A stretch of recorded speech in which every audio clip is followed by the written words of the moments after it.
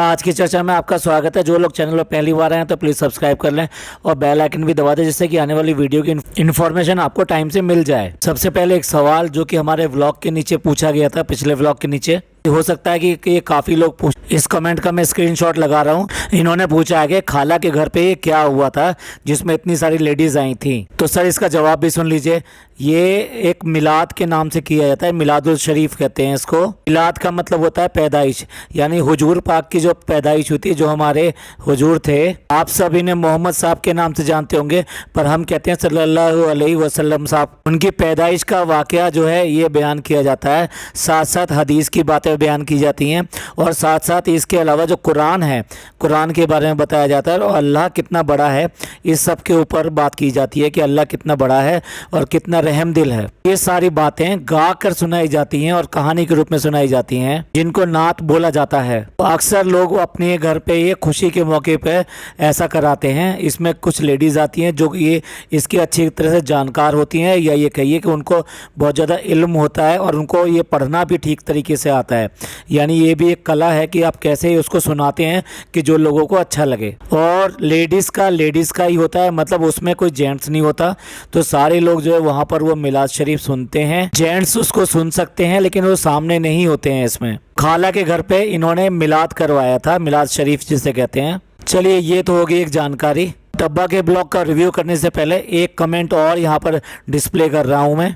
इनसे मैं माफ़ी चाहता हूँ, ये कमेंट जो नीचे दबा रह गया था तो मैं देख नहीं पाया था। चलिए व्लॉग का रिव्यू करते हैं। जहाँ पर छोड़ा था, आपने देखा कि वो किस बिना चीनी की चाय मिलने वाली थी, उसको वो सरप्राइज बोल रही थी, और दूसरे पल वो जो है बालूशाही और लड्डू खाने की बात करती है। लगता है जैसे सरप्राइज एकदम से शौक में बदल गया। अगर तुम मीठे का इतना ज़्यादा परहेज करते हो तो फिर कैसे करके लड्डू और तुम्हें बालूशाही याद आ गई कि मुझे ये खाना है। एक पल में खुद का ही झूठ उड़ा दिया तुमने। और देखिए फनी से भी कह रही है कि मुझे वहाँ पे बालूशाही नहीं मिली, तो अब उसको बालूशाही भी चाहिए, लड्डू भी चाहिए। अपना ही कैसा मजाक उड़वाना है वो इससे सीख लो। क्या लगता है अकल उकल है या नहीं है? और इस तरह से बालूशाही और साथ साथ 2 लड्डू लेकर बैठ गई कि खाना है ये। देखो इतनी सी छोटी सी बच्ची है जो बबली की है, वो किचन में खड़े होकर स्लैब के पास में खाना बनाने की एक्टिंग कर रही है और उसको अच्छा लग रहा है कि भाई खाना बनाया जाए और खाना खिलाया जाए। तो छोटे छोटे बच्चों को बहुत ज़्यादा शौक होता है इस बात का कि वो खाना बना के खिलाएं या खाना बनाएं। पर शायद ये वाली जो बच्ची है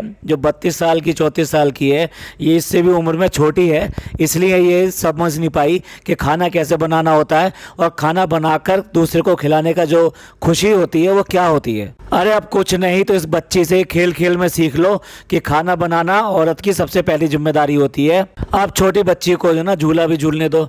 वो एक पेड़ है जिस पे बच्चों के लिए छोटा सा झूला लगा हुआ है, लेकिन फिर भी वहाँ पे झूलने का मन है। जैसे फनी कह रहा पेड़ बेशक टूट जाए पर उम्मीद नहीं टूटनी चाहिए। अब इस फनी को क्या कहें, पास्ता के साथ में रोटी खाता है। जिस तरह से एंग्लो इंडियन होते हैं ना, ऐसे ये इटालियन इंडियन है ये तो अच्छा हुआ साथ में अचार डाल के नहीं खा रहा पास्ता के साथ में। तो भाई सिल पे चटनी पीसते हुए देखकर तो पुरानी बातें याद आ गई। ये हर घर में हुआ करती थी और मसाले और चटनी इसी पर पिसा करती थी। ये क्यों करके इसको दिखा रहे हो?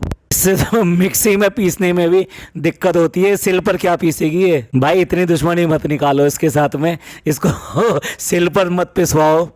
भाई ये कैसे भी करके जो ना मिक्सी में सीख लेगी, इसको रहने दो यार, छोटी नन्ही मुन्नी बच्ची है ये तो।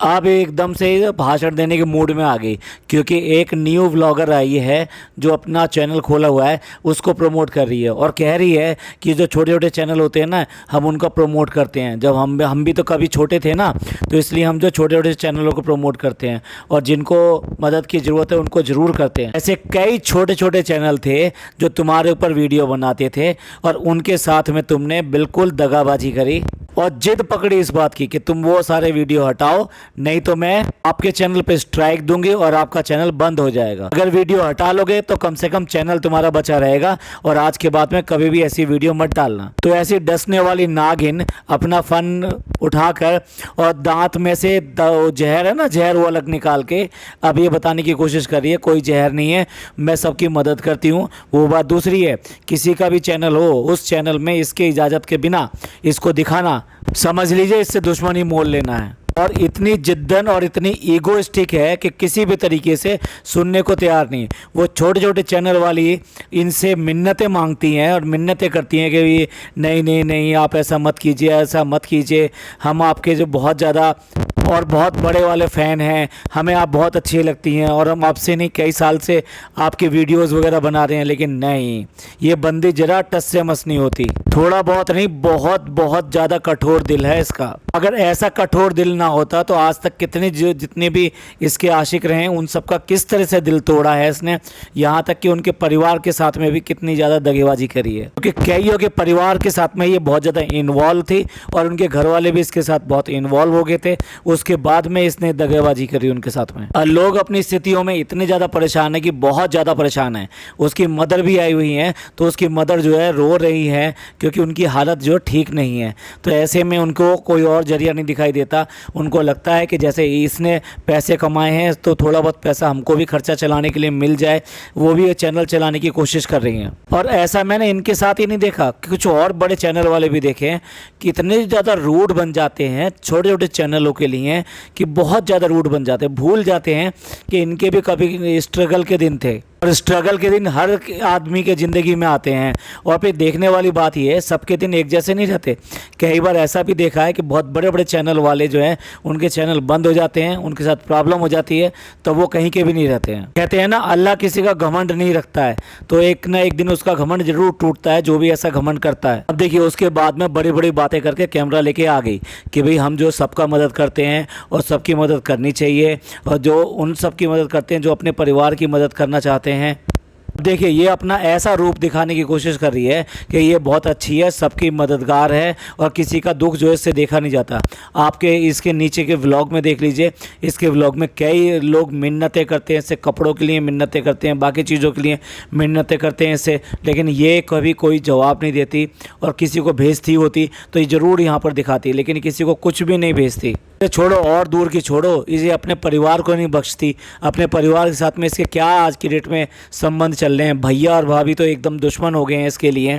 तुम दुनिया के मददगार बन जाओ, लेकिन अपने घर में अपने लोगों के दुश्मन बन जाओ तो वो किस तरीके से कहा जाएगा कि आप बहुत ज़्यादा अच्छे हो और आप बच्चे बनकर दिखा रहे हो। बातें करना, भाषण देना बहुत आसान है, लेकिन उसको करना, उसको निभाना बहुत मुश्किल काम होता है। अकेले कमरे में वो लड़की बैठी हुई चुपचाप पढ़ रही है, तो उसको ये कह रही है तुम यहाँ पे पढ़ रही हो तो तुम एक काम करो, तुम यहाँ से जाओ, तुम नीचे चली जाओ, हाँ, और तुम खाना भी खा लो।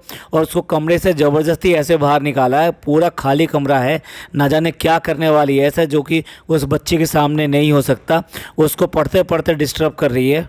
अब देखिए, मुहर्रम की 7 तारीख है और 7 तारीख को ये लंगर करते हैं, तो लंगर के लिए इसका जो प्लॉट है वहाँ पर जो जाकर वहाँ पे सारी देगों में बिरयानी वगैरह ये बनवा रहे हैं। मैं यहाँ एक बात क्लियर कर देना चाहता हूँ, बहुत सारे लोग जो ना ये लिखते हैं और ये कहते हैं कि कितना अनहाइजीनिक तरीके से इन्होंने खाना बनाया, कितने गंदे तरीके से बनाया, वो जो ठीक नहीं था जिस तरह से वहाँ बना रहे थे। मैं इसमें एक बात समझाना चाहता हूँ कि जिस तरह से आप लोग हैं, सबके यहाँ शादियाँ होती हैं और हलवाई जब आते हैं तो उनके बर्तन सिमिलर ही होते हैं, सिल्वर के भगोने और ये सब चीज़ें ही होते हैं, तो बर्तन बिल्कुल एग्जैक्टली सेम होते हैं। और यहाँ पर भी ये जो बर्तन आते हैं ये भी हलवाई के यहाँ से आते हैं या फिर जो है जो टेंट हाउस होते हैं उनके आते हैं। तो इस तरीके से बर्तन तो वो सेम ही होते हैं और साफ़ होते हैं और उसमें साफ़ सुथरे तरीके से ही वो खाना बनाया जाता है। इस तरह से आप ये शादी के टाइम पे देखते होंगे, हलवाई के पास में वहाँ कई सारे बर्तन पड़े रहते हैं और चूल्हे जलते रहते हैं और खाने पीने की चीज़ें वहाँ ज़मीन पर पड़ी रहती हैं, उनमें से वो काट काट के या जैसे भी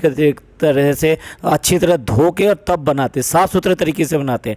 सिमिलरली ये खाना भी इसी तरीके से बनता है। हाँ, ये मान सकते हैं कि उनका हो सकता है वो जो खाने का जो प्रेमिसेस है वो पक्का हो, वहाँ पे पूरा सीमेंटेड हो, ये थोड़ा कच्चा है इस टाइप का, तो यहाँ पे ऐसा बना रहे हैं। तो ऐसा कुछ नहीं है कि यहाँ पे अनहाइजीनिक तरीके से खाना बनाया जाता है या फिर ये साफ़ सुथरा नहीं होता जो खाने लायक ना हो। एक दो चीज़ जो मुझे भी ऑब्जेक्शनेबल लगी वो ये थी कि जिस तरह से इन्होंने बर्फ़ को सीधे के सीधे उधर डाल दिया और उस बर्फ़ के साथ में मिट्टी वगैरह ये सब भी लगी हुई थी।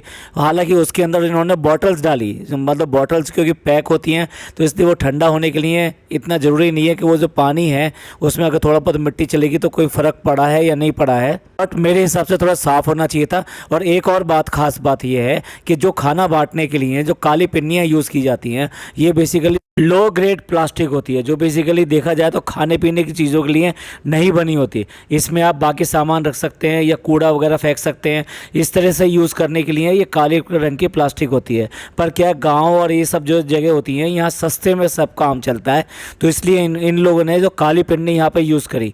मैं इसका बिल्कुल भी समर्थन नहीं कर रहा, और मैं ये कहना चाहता हूँ इसको यूज़ नहीं करना चाहिए, वो चाहे गरीब हो या अमीर हो, जान सबकी एक जैसी होती है। फिर जब इनके पास पैसे की कमी नहीं है तो ज़रूरी थी कि वही वाली पन्नी लेकर आएँ।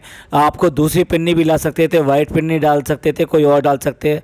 और सबसे बड़ी बात तो पन्नी जितनी भी होती हैं वो खाना खास तौर से गर्म खाने के लिए नहीं होती हैं, तो इस तरह की चीज़ों में पन्नी में खाना डाल के देना और वो भी गर्म डाल के देना, ये भी ठीक नहीं है। तो जब इनके पास इतने अच्छे पैसे हैं तो ऐसे पन्नियाँ ये ले सकते थे जो बेसिकली फॉइल की बनी हुई होती हैं, उसमें आप खाना डाल सकते थे और उनको दे सकते थे। इससे क्या फ़र्क पड़ता है कि आप गाँव में बांट रहे हो या शहर में बांट रहे हो। लेकिन देखने वाली बात यह है कि अगर आपको पता है कि ये नुकसानदेह है तो फिर जहर आप दूसरे को कैसे दे सकते हो। और बनी हुई बिरयानी पर ये एक बोतल से जो पानी सा डाल रहा है ना, वो भी कोई गंदा पानी या वैसा पानी नहीं है, इसको केवड़ा बोलते हैं। बेसिकली इसको डालने के बाद में बिरयानी के अंदर एक अलग तरह की खुशबू आती है। और भाई ये तो देखिए वो जा रही है बाइक पर और बाइक की सीट हो रही है गर्म, तो वो अपना जो कुर्ता है वो कुर्ते का पिछला हिस्सा वो सीट पे बिछा रहा है कि तुम इस पर बैठ जाओ, तुमको गर्म लगेगी। भाई ये कौन से परिस्तान से आई है, ये कहाँ से आई है?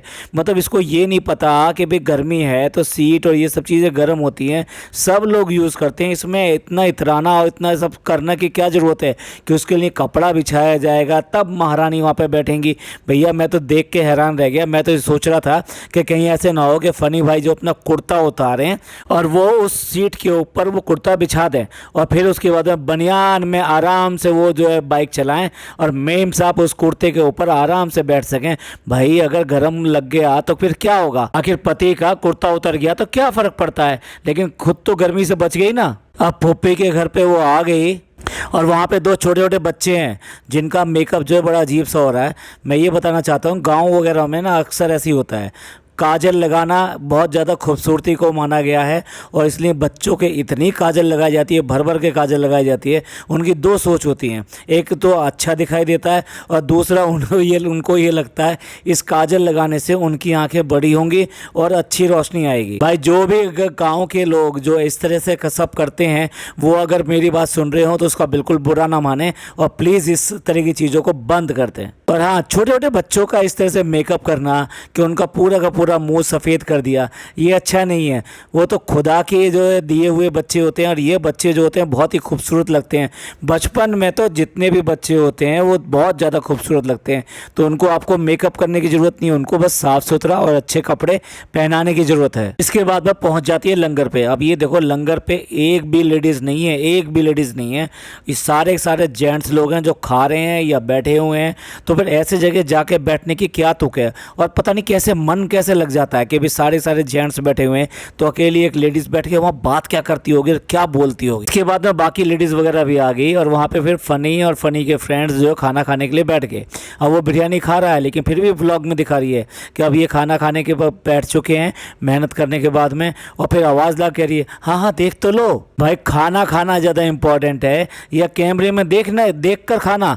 ये क्या मतलब हुआ? खाने की भी बेइज्जती कर रहे हो और खाने वाले की भी बेइज्जती कर रहे हो। और लोगों के बीच में जाकर और पूरी के पूरे टब में भरकर वहाँ पे जो है वो जो खाना बांट रहा है फ़नी, तो पता नहीं ऐसा सोच रहा होगा कैसे अब गांव का पूरे का सरदार जो है मैं ही हो गया हूँ। जिसके गांव में कैसे भी कोई इज्जत नहीं करता था, आज की डेट में ये हो गया कि वो खाना बांट रहा है और चारों तरफ भीड़ लगी पड़ी है। सोच रहा होगा कि मैंने कितना अच्छा काम किया है इससे शादी करके। अधिकतर आबादी जो गरीबी होती है तो खाने पे वो सारी टूट के पड़ रही है। तो इस व्लॉग में भी सारी नौटंकियां करने से बाज नहीं आई और वही सारी नौटंकियां एक बार फिर दोबारा से नए रूप में करके दिखाती रहती है। इनको अप्पी अच्छी लगती है, उनको ये सब अच्छा लगता है, बहुत ही अच्छा लगता है। अप्पी फिर दोबारा से खाना बिगाड़ा, अप्पी ने फिर दोबारा से मुंह बनाया, अप्पी ने फिर दोबारा से आंखें निकाल दी। अब अप्पी ने फिर दोबारा से अपनी नॉलेज आपके सामने उड़ेल के रख दी कि कितना इसको समझ है, कितना इसको पता है। और फिर अप्पी ने फिर दोबारा से भाषण दे दिया। ये सारे किस्से ऐसे इसके चलते रहते हैं।